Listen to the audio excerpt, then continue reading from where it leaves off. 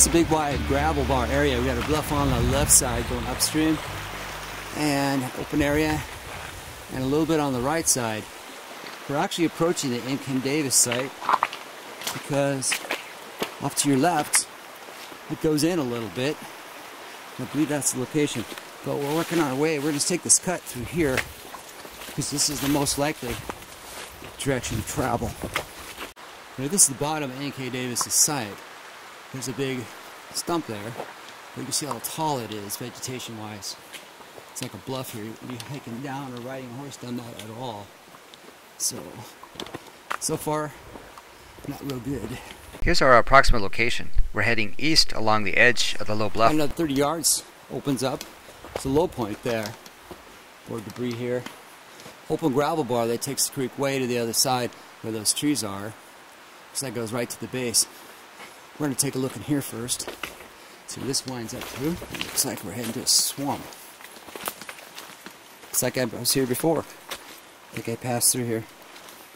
Off to the left. Creek's just off to my left.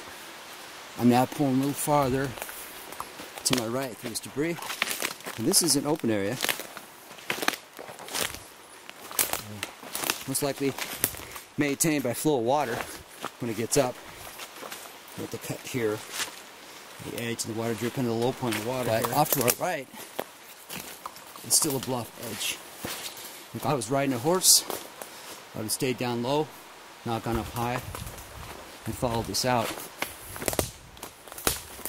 Looks like there's pathways you could take along through here. But I'm still going to take a look off to the right. Let's see what's out this way. It's got water, it's still running towards us. So we're going up a little higher ground here. But on the right, it still is hillside. Young firs.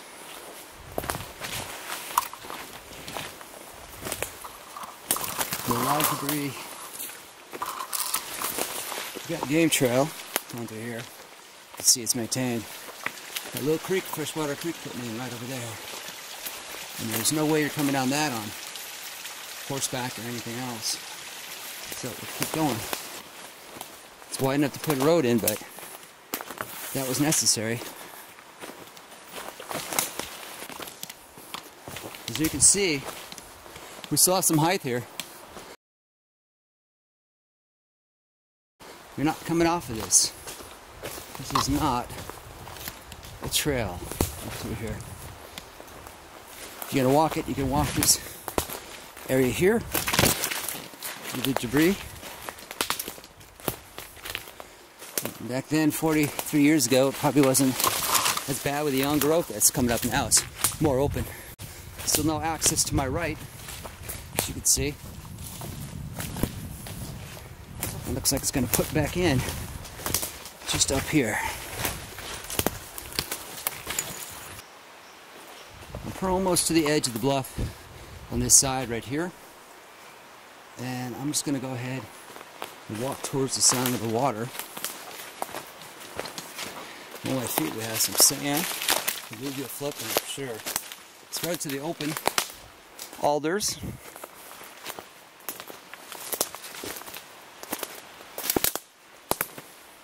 Sand. Some deer tracks along here. Lots of alluvial sand. Got an open area here. We have debris along the creek. You can hear the creek now. So moving towards it.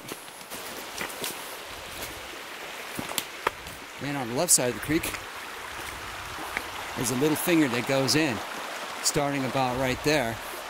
And if I lean back a little bit, see the trees right here?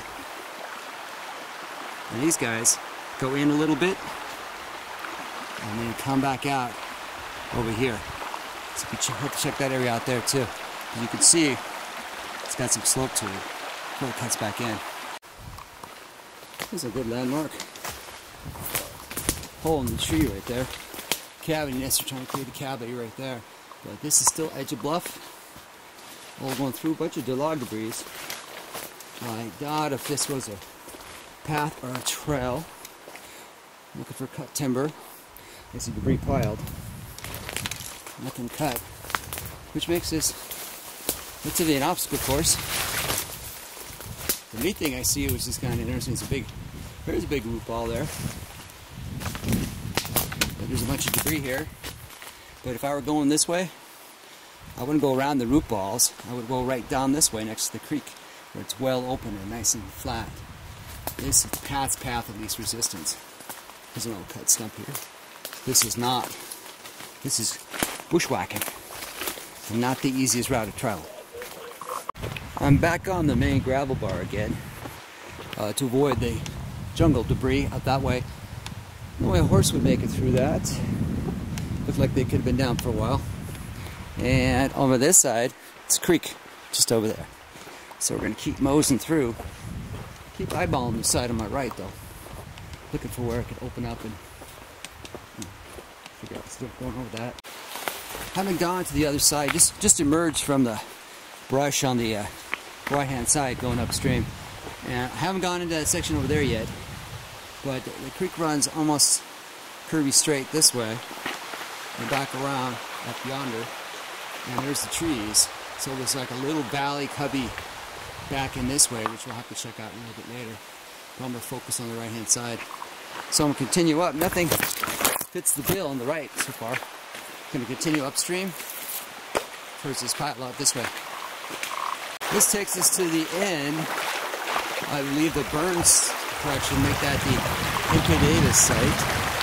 So, coming from the bridge, right towards the end of it, there's a debris pile, which I will get there in a second. I'll show you that. But right past the debris pile changes everything. That becomes the Burns site.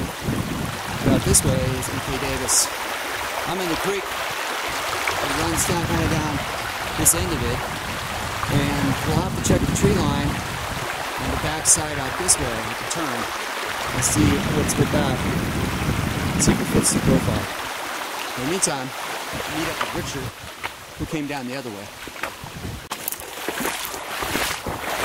And you guys have seen this place before. We were here about a week and a half or so ago. Stepped over this very log. Put my foot very right there. Cross back over here. But here's this big rocky formation. What I wanted to find out is whether or not there was a passage around it, and to do that you would basically have to be on top of a high point to make this all navigatable, to drop down on the other side. But as you find out on the other side, there actually is a it's steep on the other side too, coming down. This rocky plug, you'd have to go around it to go to a root jam. Then there's the terrace you have to jump off to get down to the creek. So that makes it a little challenging here. And based on this root and debris accumulation here, this has probably been the direction of the river for quite a while.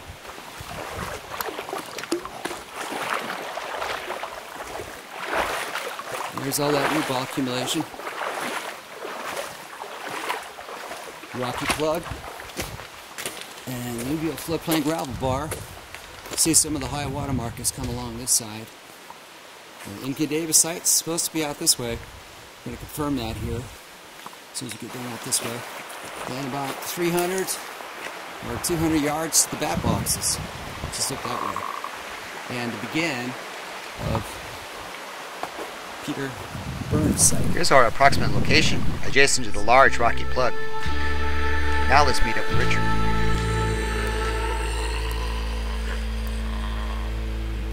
Bigfoot lives.